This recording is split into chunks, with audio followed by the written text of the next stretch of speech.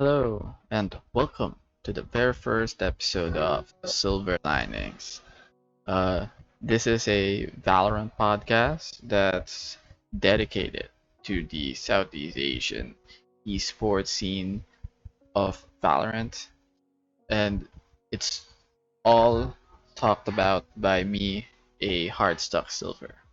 That's why the title. That's why the name of the show is called Silver Linings because I'm silver. Anyway, the reason why I decided to make this podcast was I'm a big fan of esports, and I've always wanted to talk about esports, especially in a podcast or in any detailed way or as much as possible. Yeah. And when I tried doing that with CS:GO, it really worked out because first, it's so hard to keep up with CS:GO games because from where I'm from, everything happens in the middle of the night. It's so hard to catch up and all of that. And uh, I couldn't focus on the local scene because there's not much going on in the local scene. And if there were, it's so hidden. I couldn't watch VODs, or something like that.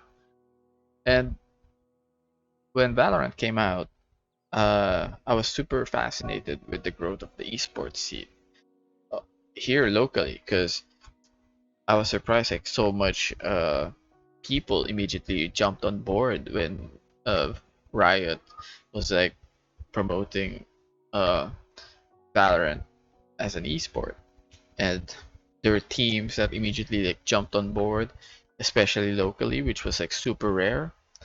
And just have seeing that growth within a year, I felt that you know maybe now is the time to dive deep into these teams, not just here in the Philippines, where I'm from, but also in the Southeast Asian region. Because I remember, way back, I think it was during Masters or something, even before Masters, Reykjavik, there were plenty of people looking down on the Southeast Asian region when it comes to Valorant.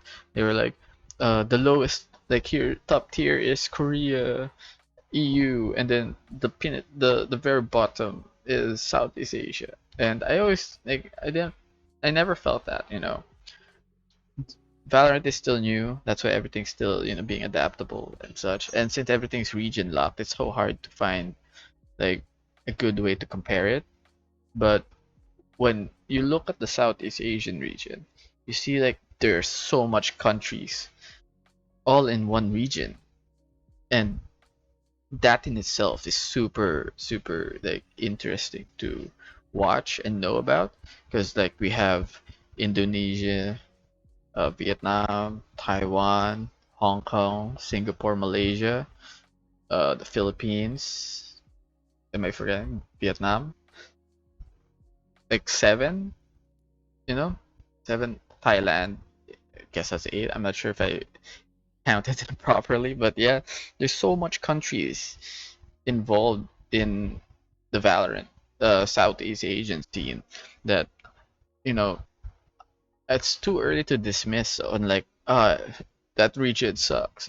So and there's so much podcasts or uh Valorant personalities talking about oh, the NA region is so dope, Sentinels, yeah, or the Korean scene, which is Vision Strikers, U Turn, and nobody. I wanted to make a podcast that focused here in the Southeast Asian region because pride, and at the same time I want to show talk about how good or great this scene is.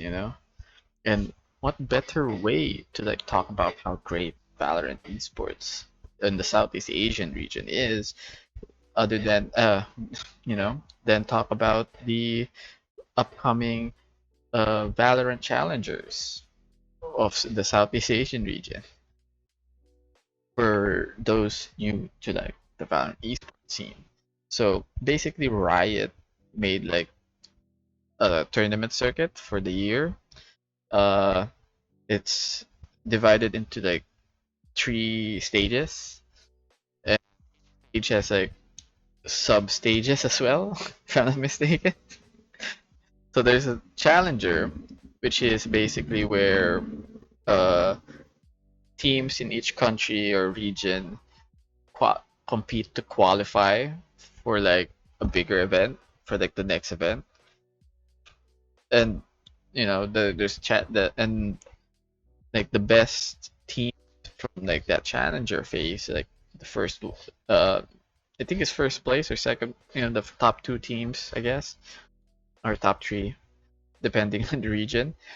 Like the best teams, the best 2, 3 teams in each region, NA, EU, Korea, Japan, Latin America, Brazil, and Southeast Asia, those teams would compete in a on the second stage, which is called, I know, not on the second stage, the second level, I guess, I'm not sure, called Valorant Masters. So there's challengers where people qualify, and then there's masters wherein everything is more what's the word? Like international, I guess. That's because there are more teams happening, and that's that happens like 2, 3 times. Valorant Challengers and Masters, and I think it happens 3 times. Yeah. So there's 3 stages of that, and then it ends it off with like something similar to Riot's Worlds, League of Legends Worlds. It's called Valorant Champions or Champion, yeah, Valorant Champions.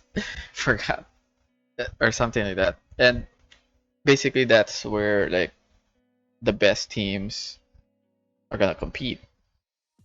So everybody from like challengers and masters, they're all competing for points to qualify for champions. If I ever lost you in like that whole explanation, I'm sorry. Not that good at explaining stuff, but yeah, that's how it works. So in the Southeast Asian region, there is a shit ton of qualifiers going on at the same time. So remember when they said there's like 7 or 8 countries involved? Yeah, there's that amount of qualifiers as well. So in each country, we choose like 2, 3 set representatives. If I'm to be specific, I think, let me check. To be specific, drink some water. Thailand gets 3 representatives. Indonesia gets 2. No, 3. Indonesia gets 3. Philippines gets 3. Malaysia, Singapore get 2. Get 2. Hong Kong, Taiwan get 2. Like together, and Vietnam gets 3. So that's like a lot of teams involved, and yeah, that's like a total of 16. So those 16 teams will be competing for like the playoffs or like the finals of this Challengers Southeast Asian region, and that's what's gonna happen. I think the following day when this gets released, if ever you're watching it or listening to it. So yeah, this so after like the representatives have been chosen, they compete in like the finals of the Southeast Asian region, and Southeast Asian Challenger region. Apologize again why everything sounds so chaotic. Uh, yeah. So the winner of this, the 2 top teams of this champions of the Southeast Asian Challengers, they go to the Masters, which happens in Berlin, wherein they play against North America, EU, Korea, and so on and so forth. And you know, the that's like this tournament that's gonna happen in like in a few days, tomorrow, by the depending on when you're watching, will you know prove on which country has the best players for to represent the region, and I took some time to like analyze each teams or like the teams participating, and uh, I did so in a way where uh, I decided to like make a tier list. That way I could like talk about them as well as like show you on where I stand with them, and then after that I'll talk about the group stage or like the tournament itself. So uh, here we so cut. So here basically what's going on is I decided to like have four like categories for my tier list, and yeah, these are the teams involved. That's all 16 of them. And yeah, so let's start off with the first category, which is the bias, because we I wanted I'm a big fan of esports. When some what really got me into esports was having that one biased team to always root for. Like that one team that no matter what the odds, you'll always be like, yeah, they have a chance in winning, or like no matter how much they're losing, you're like maybe they might come back. This is what the team is, the bias. So for my bias, actually initially my bias was gonna be Bren Esports because Pinoy pride, but the recent the last team to qualify for the challenger playoffs is Oasis Gaming. Yeah. I'm surprised that they were able to like get that victory as well.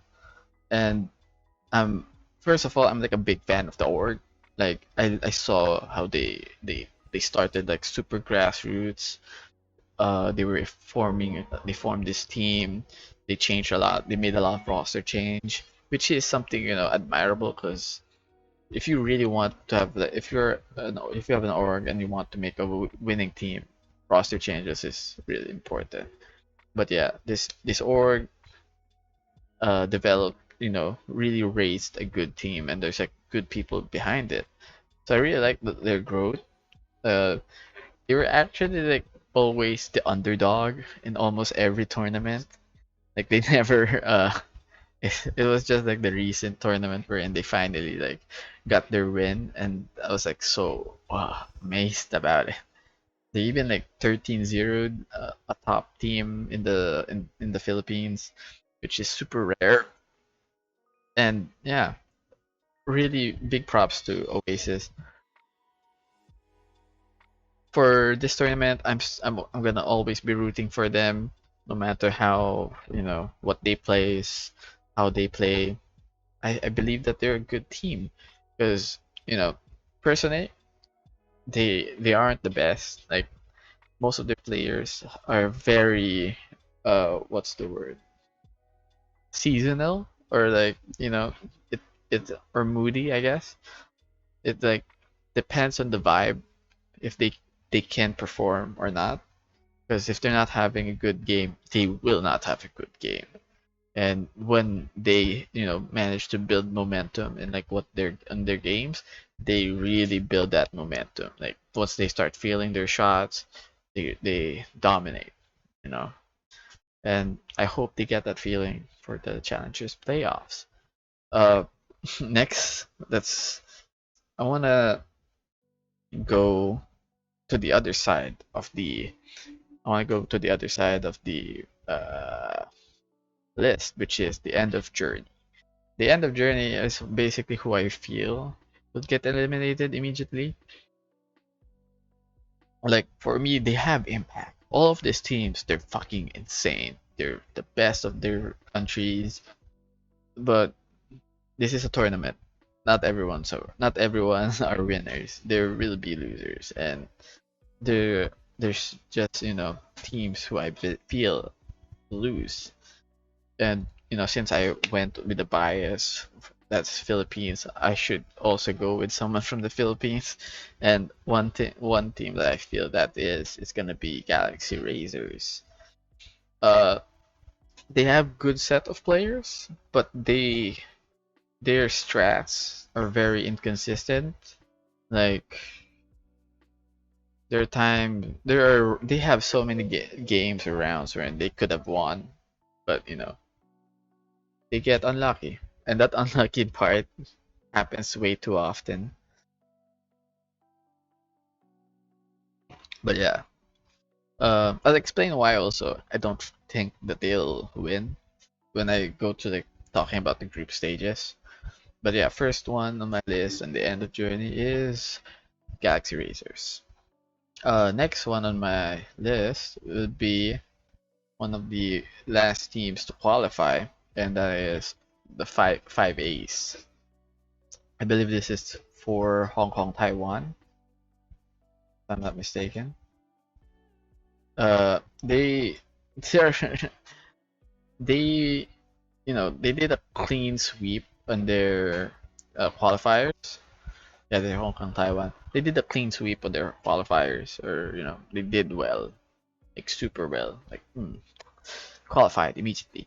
The problem is they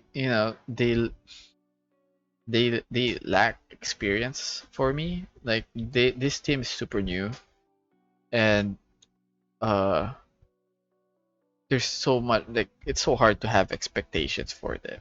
Like even as an underdog, because they're the second team to qualify for their region, and comparing them with the first team that qualified is so, like they're miles apart, which is why uh five A's good. They have like weird strategies, but at the same time, you know, those strats of theirs never really work out, or most of them, I don't see them like being able to compete on par with like other regions. Basically, if it's their region, yeah, they're good, but other regions, I can't say so much about it.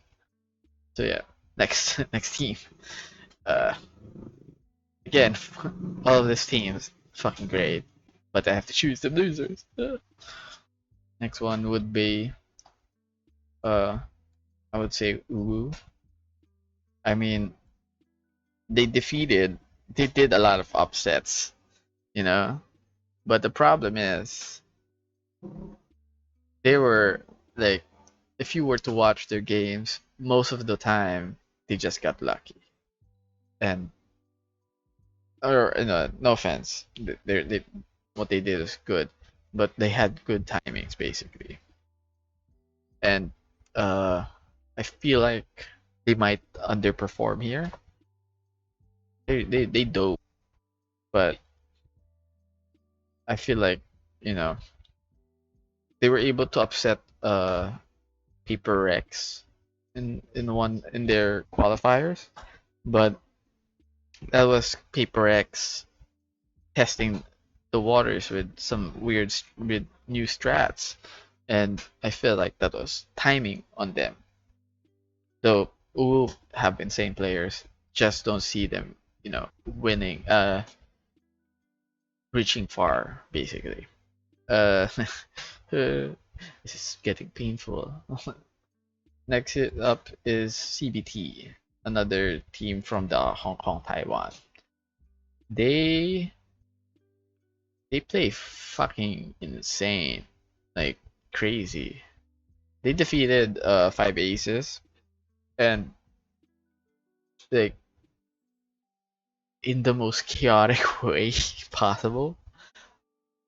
And I see that, like, you know, if you're the thing is, when you go to like this, when you're finally battling other regions who you never really face ever, like most of like the time, it's better to be more strategic than more puggy. And I see CBT like as a puggy type of roster team, I don't think they could, maybe they could pull an upset win or something, but they won't reach far, and I feel, you know, they will lose. Another one on my list would be Vietnam's ego. Wait a minute. Actually, that's not okay. I started it already. Yeah, let's talk about Vietnam's ego. Uh, they're good, I guess. It's just that when you're looking at ego, they're they don't have that firepower to actually make, changes so much. Like, yeah, they have top like duelists and good, players, but this is like a team that relies heavily on those type of players, like the duelist, carry type, and I find that like a weakness in most cases because that just means that they can only entry and not defend so much. That's why I feel like they they they're going to, and also they're like the last team to qualify. I feel like they're based on like what the teams like they played, like, or uh their run to winning stuff. They easily get contested, so like their strats get contested easily to the point that they lose their footing. Though they do get to bounce back, but again, ego, good team. I love the players. Nizi is nuts, but yeah, I feel like that's them. I should move this. Should move this once. That way we can talk about another person on the list, which is surprisingly Sharper. Many people, I've seen some people, like some people's predictions that they think Sharper is gonna win, but Sharper was was one of the last teams to qualify on the region, and though they did great. The problem is they lost like a map towards teams that they shouldn't have, and or they got basically what's the word, felt like they lost to upset maps. So they were supposed to win, but since they don't have a read towards this team, they lost that.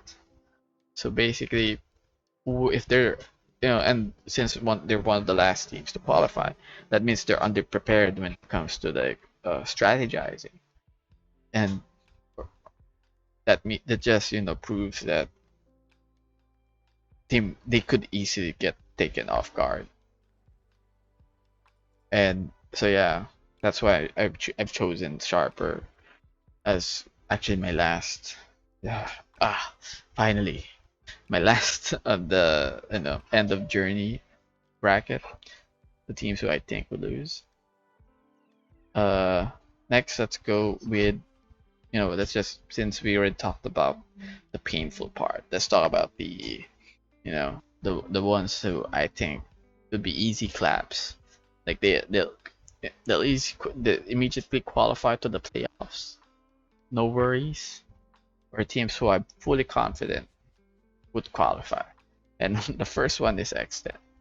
They won challengers. They won the SEA Challengers last time, and at first people were like, "Oh, maybe it's a fluke or something like that." But when you saw them perform at Masters, you're like, "Ah, yeah, okay, no wonder."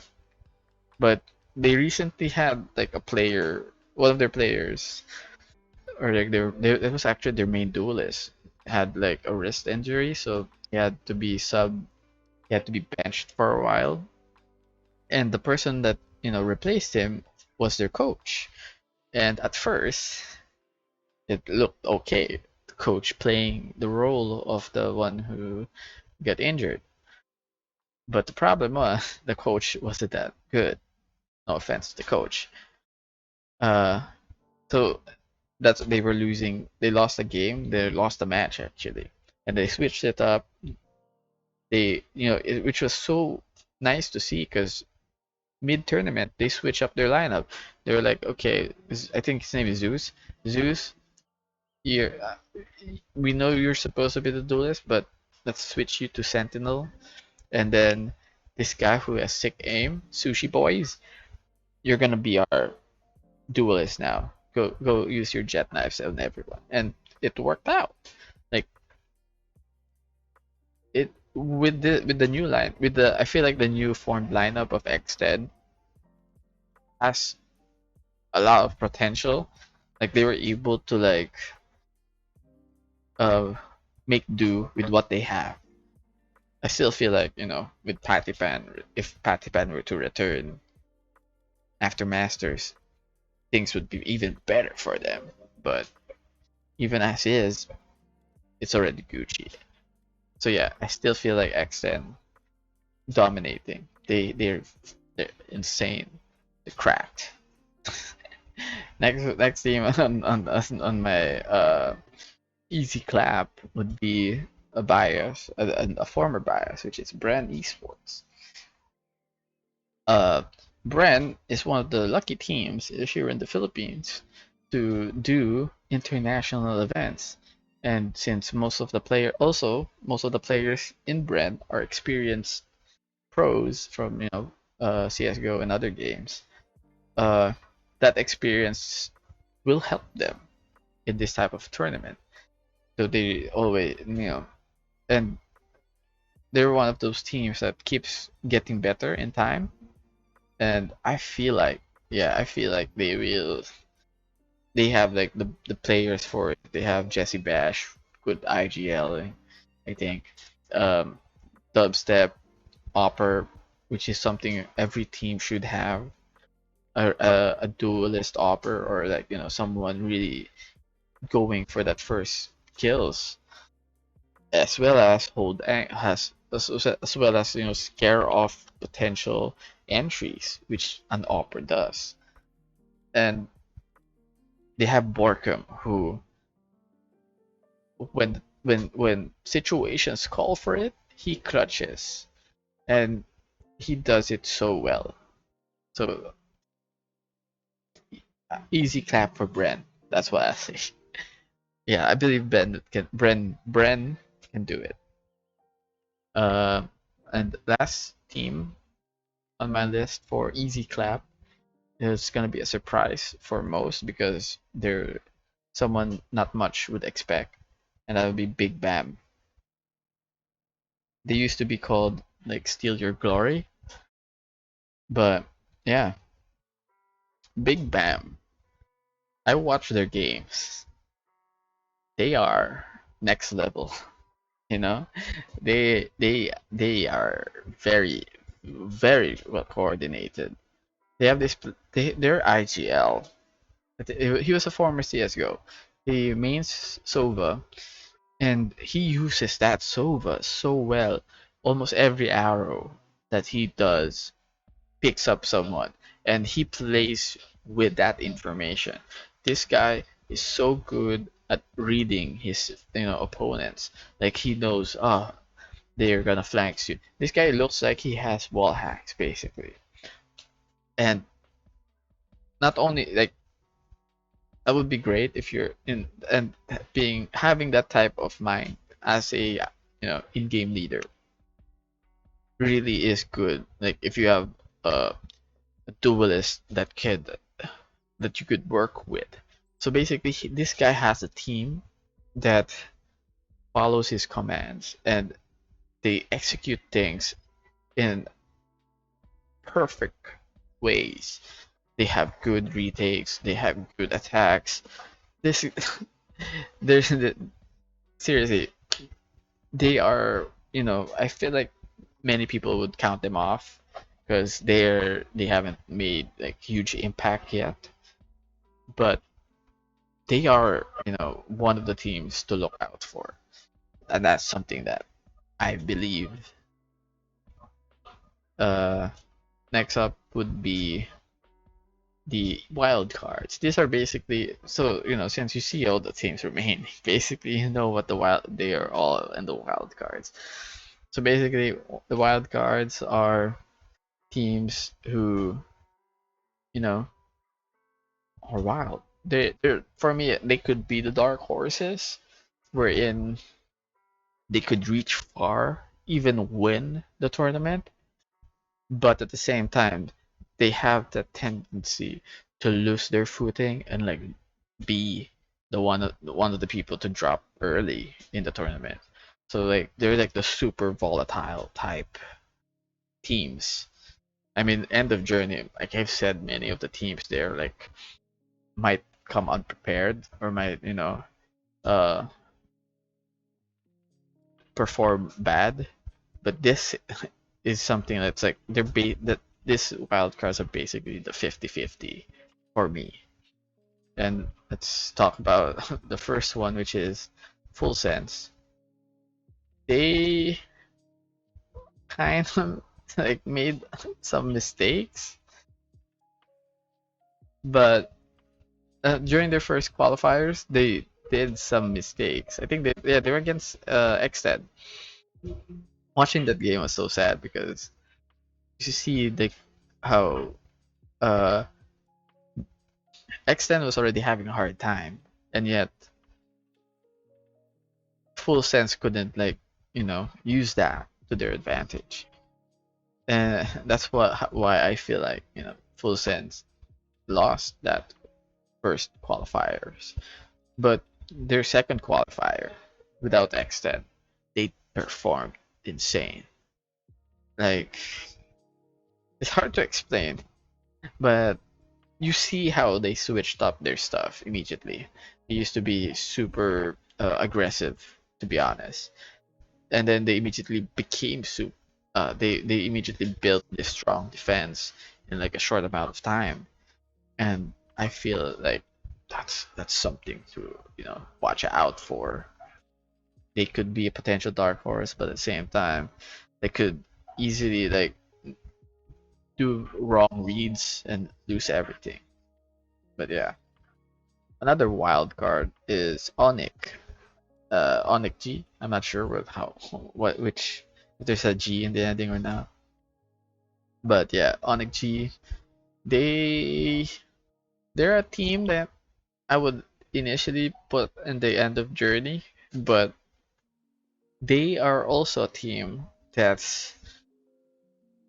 have like strategies that shouldn't work. They're not strategies. I call them tricks. So basically, they have this weird game plans that they would do in just one round, in this one match, that they'll never do again. And that's, for me, those are tricks. They have this bag of tricks basically, and they keep pulling out one after another, especially when they need it. And I feel like if they're able to do that in this type of in the group stages, if they're able to do that in the group stages, they could get far. Also, all their players are cracked. They're all insane aimers. They do things that look like aimbots, but they're all great. They're all great players. I believe they're the teams that could easily get wiped out, but they're also the teams that could easily like pull a lot of upsets. Basically, I'm sorry if like everything I'm saying sounds so weird, but yeah. Next is Alter Ego. They have Berserk, which is an insane duelist. He he just carries the team, you know. Like, I'm amazed on how much a duelist could actually carry a team, and he does it. He does it good for a sec. Uh, on the other hand, one thing that I see is like a downfall for Alter Ego is like, yeah, they have this duelist that's super strong, but at the same time, they rely too much on him, which is a problem for most cases. Sometimes they actually they don't play like a second duelist, and though they have like plenty of uh players to do information gathering or to trade, it's still not the same, you know. So yeah, that's why Alter Ego is in the wild cards because they have a chance to like dominate someone, but at the same time, against the certain odds, they could lose. Another one would be Boom Esports. Is also another team I was considering like putting on my what's the word, end of journey list, because they aren't that, you know, they the way they lost the qualifiers two times, I guess, if I'm not mistaken. Yeah, they lost twice, two qualifiers. They lost against Onyx and they lost against Alter Ego, which is, you know, something. This team was a favorite of many, and yet it was a team that underperformed so much. That's why, uh, so yeah, it's also a team that underperformed so much. That's why I consider it a wild card because the way they did things on this qualifier, they didn't drop a single map. They dominated. They showed that what their weakness was, they corrected it. But at the same time, is that enough? Or were they only able to do that because the ones who were threats finally got past them, you know? So yeah, 50-50 again with Boom. They're they are, you know, somewhat uh it's hard to be sure about them, especially in this type of situation wherein there are so many teams up and coming that you can easily it's hard to like stick with your guns with the old guard. You always have to remember that this is an esport. This is a sport. It's always the new blood that's gonna like take over someday, basically. And uh, another team is Cerberus, which is wait, what region is Cerberus again? I believe he they're Vietnam. Yeah, they're the second team to qualify for Vietnam, and uh, they did well. That's all I can say. They did well. Like they performed the way they should. That's because didn't have much competition, to be honest, but they performed the way they should, and it's surprising to like have a team that's like that prefers to go on defense and actually defense. That's why I feel like, you know, Cerberus has that, you know, potential to stand their ground basically in this type of event because all these teams, majority, to be honest, majority of these teams are aggressive as fuck, and we have Cerberus that likes to play defensive most of the time, or at least that's what saw. I'm not. They did their defense mm, so good. So yeah, retakes, everything good. So yeah, Cerberus wild card because they have a chance, but at the same time, not sure. Next is Paper X. Paper Rex. last one. I mean, Paper Rex. They're coincidentally, it's the same in Boom for them. Uh, it's similar with Boom, wherein ev- everybody expected Paper X to immediately qualify, but they suddenly got what's the word? Upsetted by Uwu in the qualifiers, and that's something to like make you question about it. Because see, I placed Uwu at the end of journey because for me, I don't see them as that great of a team, or I don't see like them. Most of the time against their match against Paper X, everything was like uh mistakes on Paper X side or timing, and yeah, Paper X, they're kind of inconsistent, especially like with the way they do with their duelist, which is Forsaken. Forsaken, insane player. Like he is either the first to die or the first to kill. That's like I that's almost 50-50 in every match round he is in. That's how much of a duelist he is. He enters, kills, or he enters, gets killed, and he is like again with that with another team. They try to rely so much on like the duelist, like with alter ego. They rely too much on the duelist, but at the same time, Forsaken.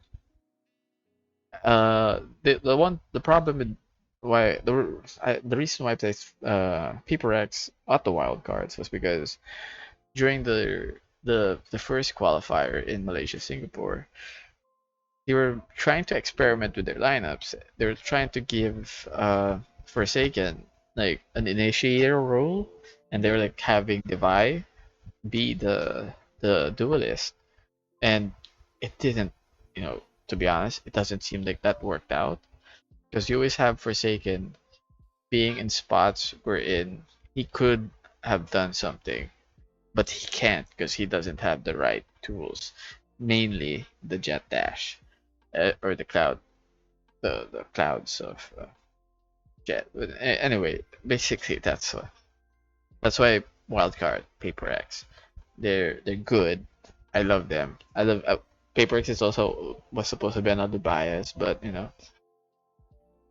uh, I have to put them in the wild cards because they aren't consistent, to be honest. And they've done international events as well, and they've performed poorly in majority of them. So yeah, Paper X. So basically, yeah. So this is my tier list. Oh, so how I my tier list for the VCT Challengers of the Southeast Asian region. Bias, easy clap, wild cards, end of journey. But this whole thing, to be honest, doesn't really matter. Why? Because this is not how the format of the tournament goes. So uh, this is how the tournament format goes. So the VCT Challengers will take place for 2 weeks. The first week would be the group stages. The group stages are basically, where all the teams would play each other in a best of one. And whoever reaches the top two teams in each group to reach the most points, they're the ones who qualify for the playoffs, which would be, quarterfinals, semifinals, that type of tournament bracket, basically, a normal bracket. I think their playoffs is double elimination, but let's not get into that for now. Uh, so yeah, groups, they're divided into four groups, and uh, I want to talk about on who I feel is not gonna make it on the groups. So uh, for Group A, We have Bren.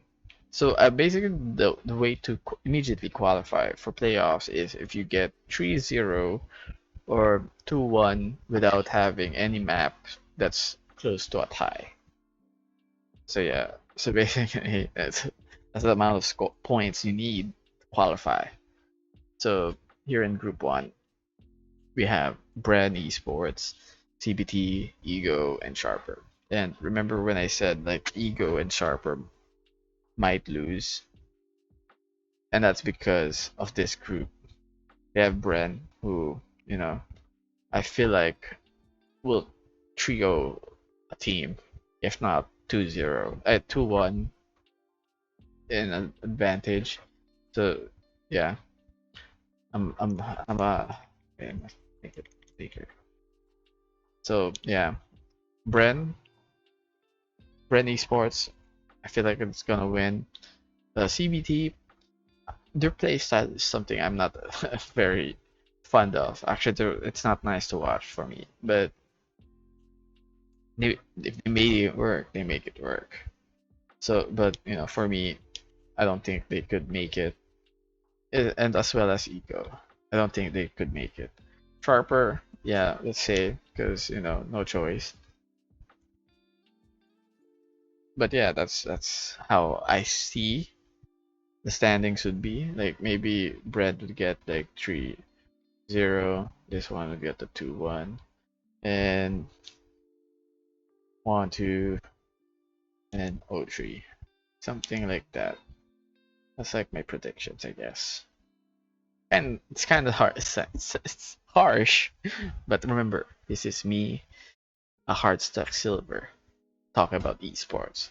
If you're a Radiant who knows what you're doing, if you're a pro who knows what's going on, please don't mind me. This is just my point of view. Uh, okay, so Group B, we have Onyx, Full Sense, 5 Ace, Paper X, and this is where what I said about the wild cards start to play in, because out of all of this, 3 of the teams are wild cards, and for me, immediately Paper, 5 Ace, gone. They might be the 0-3 of the whole time. And here is where it gets weird because you have Full Sense and Paper X. They played with each other, and at the same time, Paper X comes up to the advantage. Like they have, but this is a new type of Paper X wherein would they change their play style or will they go back to the way they used to be? So it's hard to say, but I might go with Paper X on this one, being 2-1. And then I go with Onyx for another 2-1. And then, I think that's how it works. I forgot how this works. Maybe let's say it like that. I'm not sure.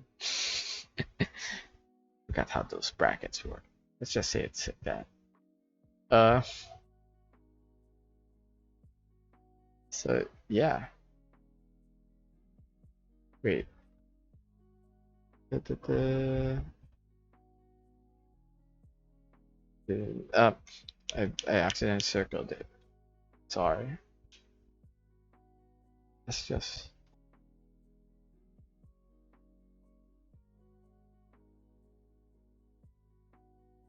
And yeah, so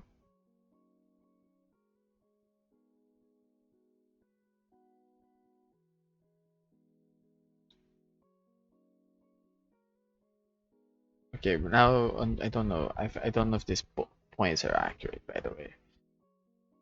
Forgot to check. Sorry about that. Okay, so let's go with the Group C. Group C for me, many people are saying, oh, maybe Group D, Group B is the uh, group of death, which makes sense because for me, they're all wild cards. They're all crazy, basically. But for me, Group C is the group of death because that's this we have X10 who I feel like would easily 3-0 to playoffs. We have Bam that's gonna immediate I feel like 2-1. And J this is why I say Galaxy Racer might that's why I place Racer in the end of journey because the lineup Group C is impossible for them.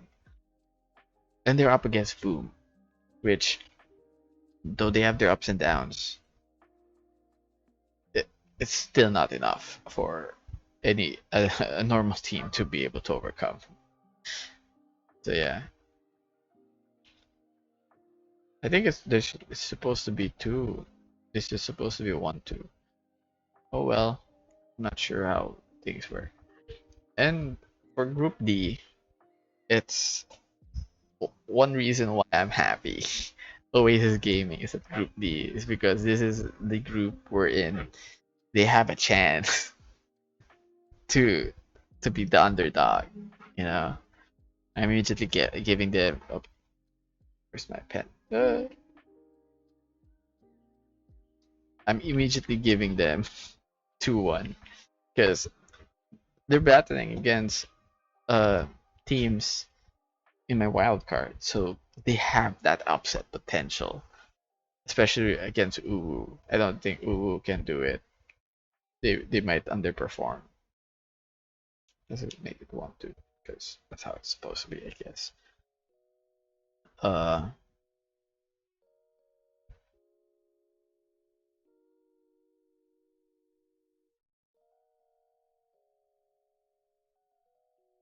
yeah, I think it's supposed to be like that. And now Alter Ego versus Cerberus. Hmm.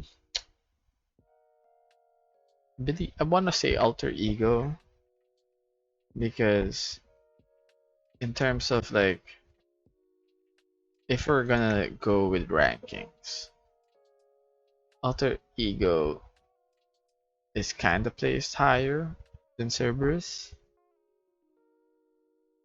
if I'm not mistaken. But again, it's hard to choose because you have Alter Ego who have, you know, who has this duelist that's cracked, and we have Cerberus who has good defense. I think. Wait, it's not them. Yeah, let's say no, it's not them. Forgot. Yeah, it is them. Cerberus, good defense. But can they beat Alter Ego? Hmm. Let's just go with. I'll go with Cerberus. Yeah. Alter Ego. Sorry. I go with Cerberus. Cerberus seems like promising team. Yeah. This is not 1-0-3, by the way. It's supposed to be 1-2. So yeah, that's scratch that. Let's just fix it. So yeah, basically that's what I feel like the group stage would be like. The end of results of group stage.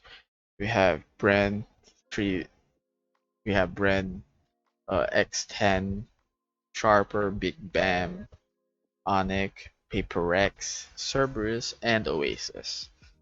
I feel like they'll qualify to playoffs. Uh, we'll find out in the weekend when they finally face together. And I'm proven wrong, most likely. Yeah, I want to be proven wrong because why not? And yeah, let's hope people put more spotlight on the Southeast Asian playoffs or challengers because this is this is the only time you actually see such international battles in a region. I find it I find it kind of like sad how in NA you mostly just see North America, America versus Canada.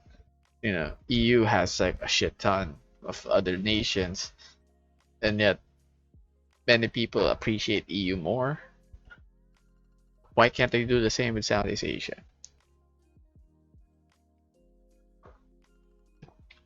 There's so much talent here. I feel like if I do this type of stuff, talking about it, explaining stuff, and maybe go in depth more, I might be able to like get more people into the esports scenes of Valorant, especially locally, because everybody knows Tense is cracked. But do you know, uh, Crazy Guy, fucking best idea. I love Crazy Guy, by the way. Big Bam. If ever Big Bam does reach far, I feel like they might be my new bias. But yeah, so far, Oasis again. Yeah. So again, nah.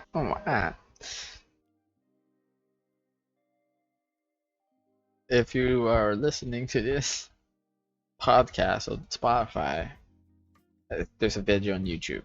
That's why. Yeah. Anyway, that I'm excited for Valorant Challengers SEA playoffs. I'm excited to see the outcome. I'm gonna watch all those games to the fullest. That way, after the event, I'll try to record another episode for the podcast. Wherein I try my best to go, in depth with what happened. Uh, I'm not sure if I can show clips though, and even if I could, I don't think I have the time to clip stuff and like compile them. Yeah, I don't have the energy to edit stuff. That's why I decided to do the podcast because you just talk and pretend that you understand what I'm saying. So yeah, uh, that's it. Thank you for watching the first episode of Silver Linings. My name is Loser Mangaka.